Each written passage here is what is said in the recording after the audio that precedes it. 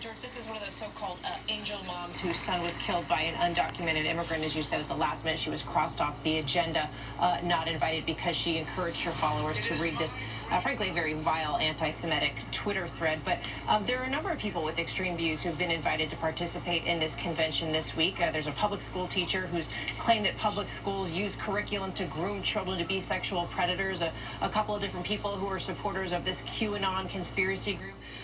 Frankly, it echoes in some ways what you see on the president's Twitter thread every day, this support of these fringe ideas and conspiracy theories. What has struck me so far, George, is the very few references that we've heard from the coronavirus from many of the speakers that we've heard so far this evening.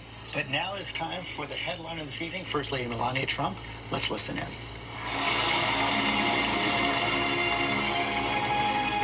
Ladies and gentlemen, please welcome the First Lady of the United States, Mrs. Melania Trump.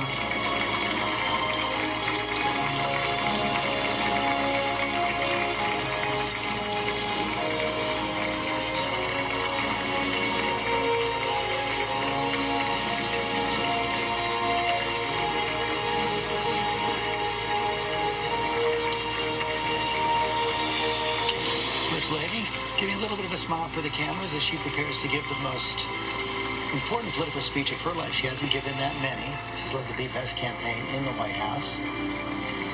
Tonight, speaking on behalf of the re-election of her husband.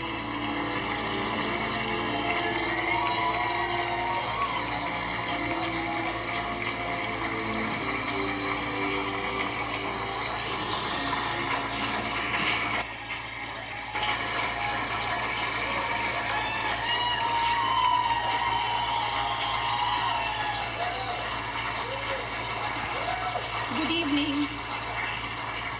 It seems like just yesterday that we were at our first convention where my husband accepted the Republican nomination and then became our 45th President of the United States.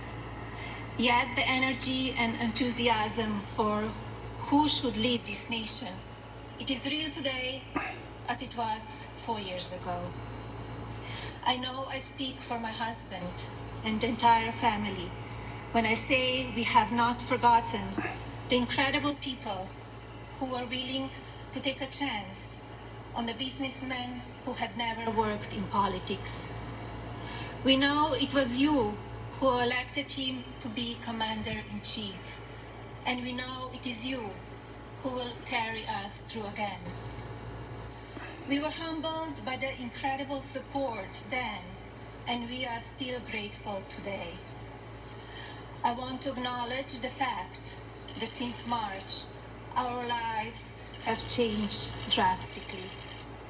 The invisible enemy, COVID-19, swept across our beautiful country and impacted all of us. My deepest sympathy goes out to everyone who has lost a loved one, and my prayers are with those who are ill or suffering. I know many people are anxious and some feel helpless. I want you to know you're not alone. My husband's administration will not stop fighting until there is an effective treatment or vaccine available to everyone.